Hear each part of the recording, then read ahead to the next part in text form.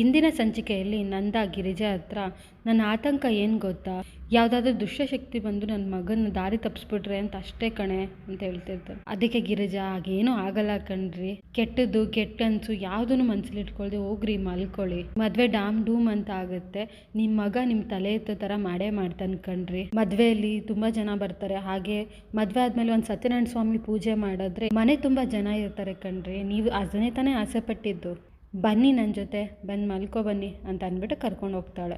ಈ ಕಡೆ ಚಂದ್ರಕಾಂತ್ ಹೆಂಡ್ತಿ ಇಷ್ಟೊತ್ತಾಯಿತು ಇನ್ನೂ ಬಂದಿಲ್ಲ, ಅಯ್ಯೋ ದೇವ್ರೇ, ಮಾಧವಂಗೆ ಅವ್ರ ಗರ್ಲ್ ಫ್ರೆಂಡೇ ಆಗಿರಲಪ್ಪ, ನಾನು ಆಸೆ ಪಟ್ಟಂಗೆ ಮದುವೆ ನಿಂತೋಗ್ಬಿಡ್ಲಪ್ಪ, ಆವಾಗಲೇ ನಾನು ಖುಷಿಯಾಗಿರೋಕ್ಕೆ ಸಾಧ್ಯ ಅಂತ ಕೇಳ್ಕೊತಿರ್ತಾಳೆ. ಅಷ್ಟರಲ್ಲಿ ಸೂರ್ಯಕಾಂತ್ ಮತ್ತು ಚಂದ್ರಕಾಂತ್ ಇಬ್ಬರು ಬರ್ತಾರೆ.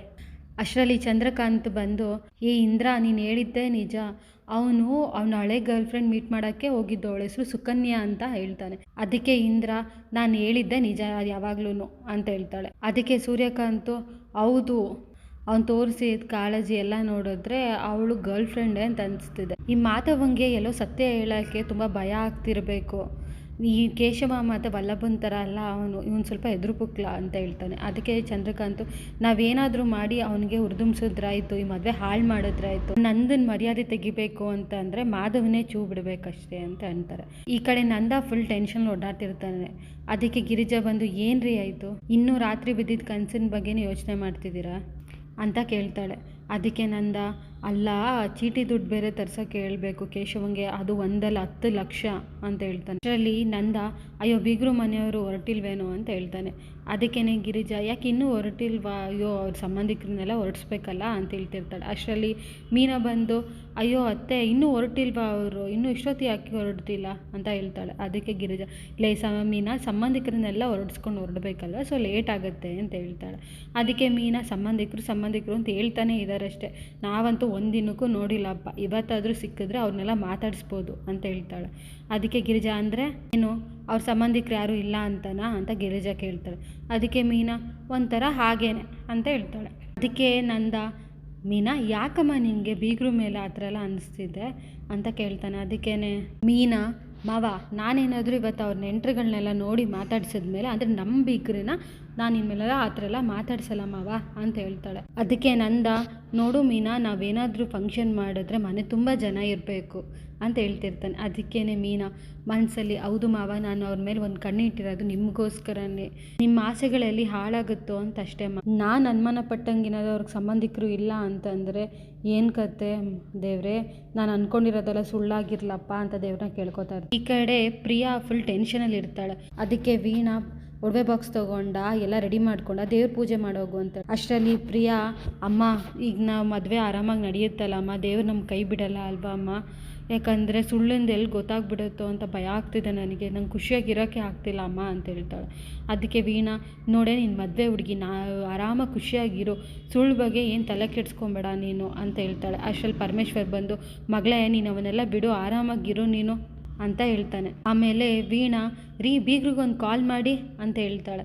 ಅದಕ್ಕೆ ಪರಮೇಶ್ವರು ಬೀಗ್ರಿಗೆ ಕಾಲ್ ಮಾಡಿಬಿಟ್ಟು, ನಾವಿನ್ನು ಹೊರಡ್ತಿದ್ದೀವಿ, ನೀವು ರೆಡಿನಾ ಅಂತ ಕೇಳ್ತಾನೆ. ಅದಕ್ಕೆ ಪರಮೇಶ್ವರು, ಬಿಗ್ರೆ ನೀವು 1 ಗಂಟೆ ಬಿಟ್ಕೊಂಡು ಹೊರಡಿ, ಯಾಕಂದರೆ ನಿಮ್ಮನ್ನು ಸ್ವಾಗತ ಮಾಡಬೇಕಲ್ವ ನಾವು, ಅದಕ್ಕೆ ಹೋಗಿ ರೆಡಿ ಮಾಡ್ಕೊತಿರ್ತೀವಿ ಅಂತ ಹೇಳ್ತಾನೆ. ಅದಕ್ಕೆ ನಂದ, ಸರಿ ಆಯಿತು ಅಂತ ಅಂದ್ಬಿಟ್ಟು, ಗಿರಿಜಾ, ನಾವು 1 ಅವರ್ ಬಿಟ್ಕೊಂಡು ಹೊರಡ್ಬೇಕಂತೆ, ಅವ್ರು ರೆಡಿ ಮಾಡ್ಕೊತಿರ್ತಾರಂತೆ ಅಂತ ಹೇಳ್ತಾನೆ. ಅದಕ್ಕೆ ಗಿರಿಜಾ, ಹ್ಞೂ, ನಾವೆಲ್ಲ ರೆಡಿಯಾಗಿದ್ದೀವಿ ಕಣ್ರಿ, ನಮ್ಮದೇನಿಲ್ಲ, ನೀವು ಯಾವಾಗ ಹೊರಡು ಅಂತೀರೋ ಅವಾಗ ಹೊರಡ್ತೀವಿ ನಾವು ಅಂತ ಅಂತಾಳೆ. ಅದಕ್ಕೆ ನಂದ, ನಂಗೊಂದು ಸ್ಟ್ರಾಂಗ್ ಕಾಫಿ ಕೊಡ್ತೀಯ ನೀನು ಅಂತ ಕೇಳ್ತಾನೆ. ಸರಿ ಅಂದ್ಬಿಟ್ಟು ಎಲ್ರಿಗೂ ಆರಾಮಾಗಿ ಕೂತ್ಕೋತಾರೆ. ಈ ಕಡೆ ಪರಮೇಶ್ವರ್ ಫ್ಯಾಮಿಲಿಯವರೆಲ್ಲ ಹೊರಡಕ್ಕೆ ರೆಡಿ ಆಗ್ತಾರೆ. ಆವಾಗ ಪ್ರಿಯಾ, ನನಗೆ ಟೆನ್ಷನ್ ಆಗ್ತಿದೆ ಅಮ್ಮ ಅಂತ ಹೇಳ್ತಾಳೆ. ಅದಕ್ಕೇನೆ ವೀಣಾ, ನಿಮ್ಮ ಮಗಳು ನೀವೇ ಕರ್ಕೊಂಬನ್ನಿ, ನಂಗೆ ಸಾಕಾಯಿತು ಅಂದ್ಬಿಟ್ಟು ಹೊರಟೋಗ್ತಾಳೆ. ಈ ಕಡೆ ಪರಮೇಶ್ವರು ಎಲ್ಲರನ್ನೂ ಸ್ವಾಗತ ಮಾಡ್ತಿರ್ತಾನೆ.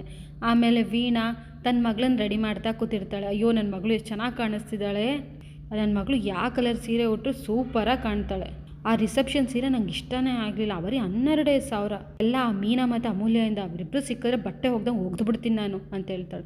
ಅದಕ್ಕೆ ಲಾವಣ್ಯ, ನಮ್ಮ ಅಕ್ಕ ಯಾವ ಬಟ್ಟೆ ಅದು ಚೆನ್ನಾಗೇ ಕಾಣಿಸ್ತಾಳೆ, ಸುಮ್ಮನೆ ಇರಮ್ಮ ಅಂತ ಹೇಳ್ತಾಳೆ.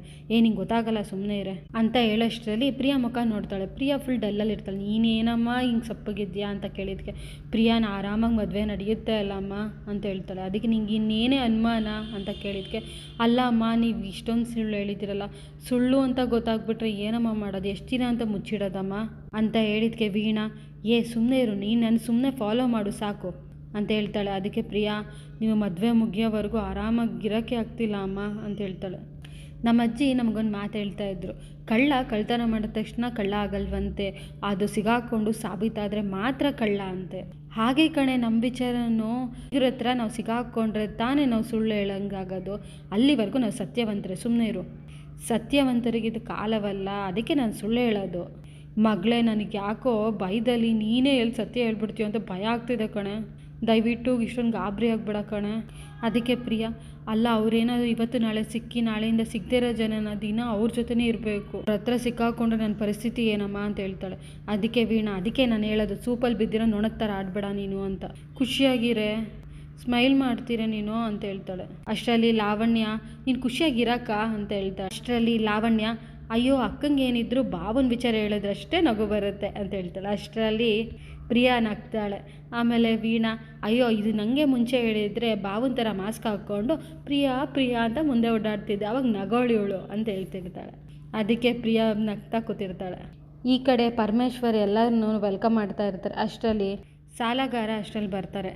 ಅದನ್ನು ನೋಡಿ ಪರಮೇಶ್ವರ್ ಫುಲ್ ಶಾಕ್ ಆಗುತ್ತೆ. ಅಣ್ಣ ನೀವೇಣ ಇಲ್ಲಿ ಅಂತ ಹೇಳಿದ್ಕೆ, ಅಲ್ಲ ಕಣೋ, ಕದ್ದು ಮುಚ್ಚಿ ದುಡ್ಡಿಸ್ಕೊಂಡು ಮೋಸ ಮಾಡಿ ಮದುವೆ ಮಾಡ್ತಿದ್ಯಲ್ಲೋ, ನಾವೆಲ್ಲರೂ ಅದಕ್ಕೆ ಕಾಯ್ತಾ ಇದ್ವಿ ಸಿಗಾಕೊಳ್ಳಿ ನೀನು ಅಂತ ಹೇಳ್ದ. ಅದಕ್ಕೆ ಪರಮೇಶ್ವರ, ಅಣ್ಣ ನನ್ನ ಮಗಳು ಮದುವೆ ಒಂದು ಆಗೋಗ್ಲಿ ಅಣ್ಣ ಅಂತ ಹೇಳ್ತಾನೆ. ಅದಕ್ಕೆ ಅವ್ನು ಜೋರಾಗಿ ಕಿರ್ಚ್ತಾನೆ, ನೀನು ಸುಮ್ಮನೆ ಇದ್ದರೆ ಸರಿ, ದೊಡ್ಡ ಸಭ್ಯಸ್ಥ ಆಡಬೇಡ ನೀನು ಅಂತ ಹೇಳ್ತಾನೆ. ಅಷ್ಟರಲ್ಲಿ ಪರಮೇಶ್ವರ, ಅಣ್ಣ ಅಲ್ಪ ಸ್ವಲ್ಪ ಸಂಬಂಧಿಕರಿದ್ದಾರೆ, ಸುಮ್ಮನೆ ಇರಿ ಅಣ್ಣ, ದಯವಿಟ್ಟು ಅಣ್ಣ ಮಾನ ಮರ್ದಿ ತೆಗಿಬೇಡ ನೀವು ಅಂತ. ಅಷ್ಟರಲ್ಲಿ ಪರಮೇಶ್ವರ್ ಹೆಂಡ್ತಿ ಬರ್ತಾಳೆ. ಅಣ್ಣ ದಯವಿಟ್ಟು ಅಣ್ಣ, ತುಂಬ ಕಷ್ಟಪಟ್ಟು ಸಂಬಂಧ ಹುಡುಕಿದ್ದೀವಿ ಅಣ್ಣ, ದಯವಿಟ್ಟು ಅಣ್ಣ, ನಮ್ಮ ಕೈ ಪೂರ್ತಿ ಖಾಲಿಯಾಗಿದೆ, ದಯವಿಟ್ಟು ಅಣ್ಣ ಸ್ವಲ್ಪ ಟೈಮ್ ಕೊಡಿ ನಮಗೆ ಅಂತ ಕೇಳ್ಕೊತಾಳೆ. ಅದಕ್ಕೇನೆ ಸಾಲಗಾರ, ಆಗಲ್ಲ ಅಂದ್ರೆ ಆಗಲ್ಲ ಅಂತ ಹೇಳ್ತಾನೆ. ಅಷ್ಟರಲ್ಲಿ ಲಾವಣ್ಯ ಓಡ್ ಬಂದು, ಅಕ್ಕ ಅಪ್ಪಂಗೆ ಸಾಲ ಕೊಟ್ಟಿರೋ ಒಬ್ರು ಸಾಲಗಾರ ಬಂದು ಜಗಳ ಆಡ್ತಿದಾರೆ ಅಕ್ಕ ಅಂತ ಹೇಳ್ತಾಳೆ. ಅಷ್ಟರಲ್ಲಿ ಪ್ರಿಯಾ, ಏನು ಹೇಳ್ತಿದ್ಯಾ, ಅವರೆಲ್ಲ ಚೌಟ್ರ ಮುಂದೆ ಗಲಾಟೆ ಮಾಡ್ತಿದಾರ ಅಂತ ಕೇಳ್ತಾಳೆ. ಅದಕ್ಕೆ ಲಾವಣ್ಯ, ಹ್ಞೂ ಅಕ್ಕ, ಎಲ್ಲರೂ ಜನ ನೋಡ್ತಾ ಇದ್ದಾರೆ ಅಂತ ಹೇಳ್ತಾಳೆ. ಅದಕ್ಕೇ ಪ್ರಿಯಾ, ಅಯ್ಯೋ ಅವ್ರು ಬರೋ ಟೈಮಲ್ಲಿ ಜಗಳ ಆಡ್ತಿದ್ದಾರೆ, ಏನು ಮಾಡೋದು ದೇವ್ರೆ, ನಂಗೆ ಮುಗೀತು, ಎಲ್ಲ ಮುಗೀತು, ಮದುವೆ ಆಗಬಾರ್ದು ಅಂತ ನಾನು ಹಣೆಯಲ್ಲಿ ಬರ್ದಿದ್ದೆ, ಅದಕ್ಕೆ ಹಿಂಗೆಲ್ಲ ಆಗ್ತಿದೆ, ನನ್ನ ಜಾತಕನೇ ಸರಿ ಇಲ್ಲ, ಅಪ್ಪ ಅಮ್ಮ ಏನೇ ಮಾಡಿದ್ರು ನನ್ನ ಮದುವೆ ಆಗಲ್ಲ ಅಂತ ಅಳ್ತಿರ್ತಾಳೆ. ಅದಕ್ಕೆ ಲಾವಣ್ಯ, ಅಕ್ಕ ಭಾವ ನಿನ್ನ ಇಷ್ಟಪಟ್ಟಿಲ್ವಾ, ಸುಮ್ಮನೆ ಇರು, ಏನೂ ಆಗಲ್ಲ ಅಂತ ಹೇಳ್ತಾಳೆ. ಅದಕ್ಕೇನೆ ಪ್ರಿಯಾ, ನಾನು ಈಗಲೇ ಮಾಧವ್ ಅವ್ರಿಗೆ ಕಾಲ್ ಮಾಡ್ತೀನಿ ಅಂತ ಹೇಳ್ತಾಳೆ. ಅಷ್ಟರಲ್ಲಿ ಲಾವಣ್ಯ ಫುಲ್ ಶಾಕಲ್ಲಿ ಇರ್ತಾಳೆ. ಈ ಕಡೆ ಕೇಶವ ಮಾಧವನಿಗೆ ತಲೆ ಬಾಚ್ತಾ ಬಂದರೋ ಭಾವ ಬಂದರು ಅಂತ ಆಡ್ತಿರ್ತಾನೆ. ಅದಕ್ಕೆ ಮಾಧವ, ಯಾರೋ ಭಾವ ಅಂತ ಕೇಳ್ತಾನೆ. ನೀನೇ ಕಣೋ ಅಣ್ಣ, ಅವತ್ತು ಆ ಹುಡುಗಿ ಮನೆಯಲ್ಲಿ ನಿಮ್ಮ ಅತ್ತೆ ಅಳಿಯ ಅಂತ ಕರೆದಿದ್ದು, ಆಮೇಲೆ ಪ್ರಿಯವ್ರ ತಂಗಿ ಭಾವ ಅಂತ ಕರೆದಿದ್ದು, ಕೇಳಿಸ್ಕೊಂಡೆ ನಾನು, ನೀನೇ ಭಾವ ಅಂತ ಹೇಳ್ತಾನೆ.